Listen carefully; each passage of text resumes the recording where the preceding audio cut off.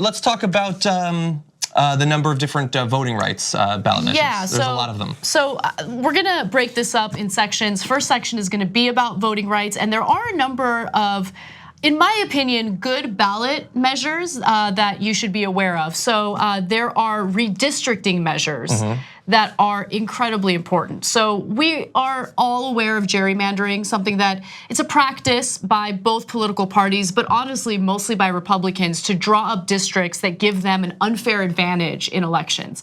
And I've noticed that a number of states, both red and blue, have realized, okay, this is a little problematic, so we need to establish independent organizations or commissions that would focus specifically on drawing these congressional, these maps in the districts. So let's go to Michigan initiatives 2 and 3. That's something that you should keep an eye on. And from what I see, these are good proposals. It creates, proposal 2 creates independent citizen redistricting commissions. And that is something that I think we need. We shouldn't have Democrats or Republicans, drawing up these maps for their advantage. We need independents doing it. Yeah, well, we certainly shouldn't have the literal state legislators who got into office thanks to maps like these doing it. The thing, so I think that this is a much better way to do it, but to some extent, it does come down to how you put together those commissions. Yes. And that means that going forward, like in the same way that we have to constantly check to make sure that things are being done in a fair way with the current system, under this, I still think that you'll need to do that. I'm not speaking about Michigan necessarily specifically, but in some of these, it's like you'll have 4 Democrats, 4 Republicans, and then a certain number of non-Democrat, non-Republicans, which sounds great in practice. But what does that actually mean? If you have a full-grown adult who's so invested in politics that they want to be on a redistricting commission, but they're not Republican or Democrat, what does that actually mean in practice? As always, the devil is in the details, but I do think that this is at least a step in the right direction. And I get what people will say is it's supposed to be academics or experts, these people who are put on there not because of their partisan leanings, but because of their expertise in the material.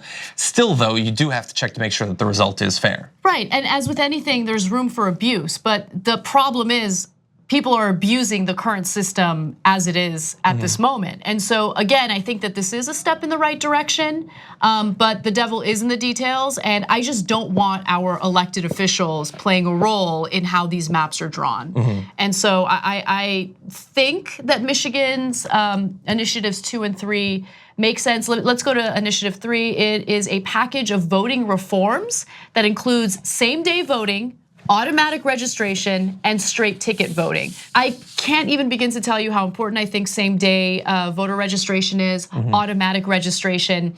In this age of voter disenfranchisement and Georgia purging the polls of people who would typically vote for the Democratic candidate, I think it's good to see that we have these initiatives which seek to make it easier to vote. Yeah. You want to move on to Colorado? Absolutely, sort of similar. Colorado amendments Y and Z creates a new independent redistricting commission that is required to draw as many competitive districts as possible based on a set of criteria. Y is for congressional districts, Z is for state legislative districts. That one is slightly different because if it has a mandate to produce a certain sort of outcome, that is different than some of the other states that have dabbled in independent committees. But yeah, I think that competitive elections are probably on the whole better for the people that live in that area than just having one party believe that for the next 3 decades we have a lockdown on this. So that's good. What do you have to say about this one? I agree with you. I have the exact same assessment of it. As always, as we mentioned with Michigan, details do matter, and I agree that Colorado's amendments seem a little better. But I personally am in favor of both states and what they're trying to do here. They at least recognize that gerrymandering is a problem and that it's undemocratic, and so Colorado, I think, is taking the right steps as well. But it goes beyond drawing districts. Like, I love how we started with what most Americans usually find boring, which is the gerrymandering issue. We care about it a lot. People are you guys care about it. I think so too. Than they have been. I think so too. But one of the other issues and I'm very passionate about this, voting rights. So why is it that we have states that refuse to allow convicted felons to vote. And the reason why I say that is not because I think, oh, murderers should all be allowed to vote. No, I'm talking about non-violent offenders, many of whom have been put behind bars for simple drug possession. Why is it that they serve their time and then after they serve their time, they're not allowed to vote? I think because they're crazy. Not good people. Well, because they're awful people. They prey on good Americans. They shouldn't even really be allowed to stay in America, but we'll let them stay, but they can't vote. Yeah, I mean, that's honestly the reasoning behind not allowing convicts to vote or convicted felons to vote. But Florida has an amendment, Amendment 4, that would restore voting rights to Floridians with felony convictions after sentences and terms have been completed. This would give 1.5 million Floridians the right to vote, including many men of color. Yeah, that's huge. This is huge. And by the way, Judith, who is the head of programming here at TYT, brought up a really good point during a casual conversation. What happens to people who have been charged but have not been convicted of anything yet and they just can't afford bail? Are they able to vote while they're behind bars? I don't know. That's a good question. I'm not sure. Yeah. It probably depends on the state. Right. So I am in favor of Amendment 4 in Florida, and all I've seen in terms of the opposition to this amendment has been, oh, these people are dangerous. But most of them are people of color and nonviolent drug offenders. Yeah, so we let Nazis vote. I think some people that went down for marijuana can probably vote. It's a very good point. And by the way, I love hearing from the state of Florida, like some people are just too dangerous to be given a deadly weapon like the vote. That's such a good Meanwhile, point. they're just tossing assault rifles all around the state, making it as easy as possible to get it. Yeah. Yes, it would be great to change that. And you brought up the bail program. Another good thing, it's not one of the focuses of this hour, but there is a ton of progressive DAs that have already won their primaries and hopefully will win their general elections. So St. Louis recently got an awesome progressive DA. And that's one of the things that they will help to fix is this ridiculous program of cash bail that we've got all over the country. And I will say, less on the felony re-enfranchisement, but more on the redistricting. One of the things, there's many battles that we're gonna have to continue to be engaged on after the midterms today, but one of them is that one of the reasons we have so much difficulty in taking over the House, even if we're up 6 or 7 points in the generic ballot, is that they have done this crazy gerrymandering for a long time, since 2010 actually, because they controlled that process when the census was done. And we know they're gearing up to do it again. Right. That's why they're putting the citizenship question on the census. That's why they care so much about maintaining control over state legislatures and things like that.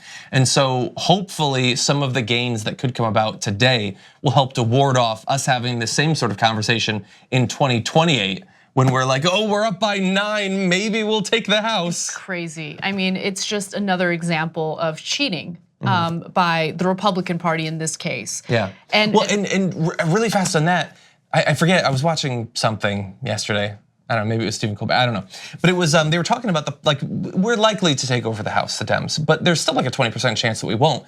And so it is entirely possible that coming out of this election, you will have Democratic voters having voted more for their candidates in the presidency, the Senate, and the House, and have control over literally none of those. And as a result of not having control over those, not having control over the Supreme Court, even though more of the country is liberal. And so if there is something like a legitimacy crisis that can happen in a democracy, this seems like the worst version of it.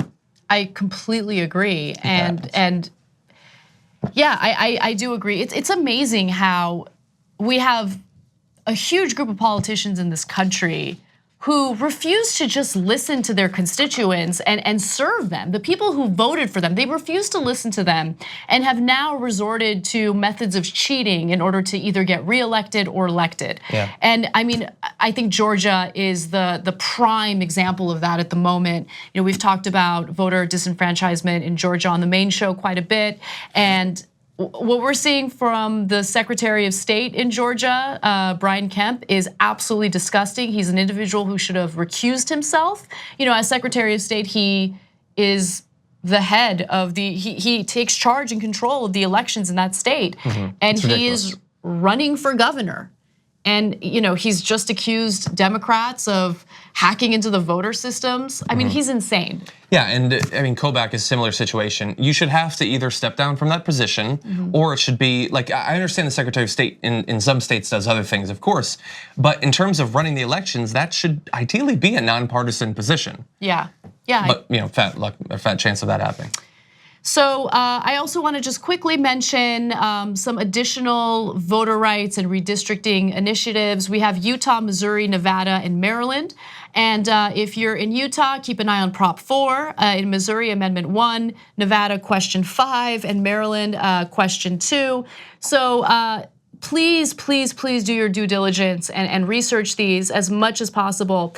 But to give you some information on this, in Missouri, for example, nonpartisan state demographer would draw state legislative maps using quantitative metrics for maximizing competition. Existing commissions would need to review and approve these changes. So what we're seeing over and over again is this effort to combat gerrymandering. In Nevada with Question 5, it's automatic voter registration with driver registration, which I love. Again, let's make it easier for people to register to vote. In Maryland with Question 2, that allows day of election voter registration. And so again, these are important measures. Please keep an eye on these and make sure you read the wording. Did I keep saying, was I saying legislation? Sorry, if I said legislation, initiative. These are important proposals. Please make sure you keep an eye on them, read them in their entirety so you really understand them, understand who's behind this, who's funding it, because ballot measures are purposely confusing, right? And so when you really look into who's behind funding these proposals, you kind of get a better sense of where it's coming from. Yeah. Agree. All right, we got to take a quick break, but stick around. When we come back, we're going to talk about more of these measures, including some efforts to legalize marijuana in states that haven't even legalized it for medicinal use. 2 easy ways to follow the Young Turks. One is hit the subscribe button down below. Then you're a TYT subscriber. And second is ring the bell. And when you do that on YouTube, you're notified of our videos.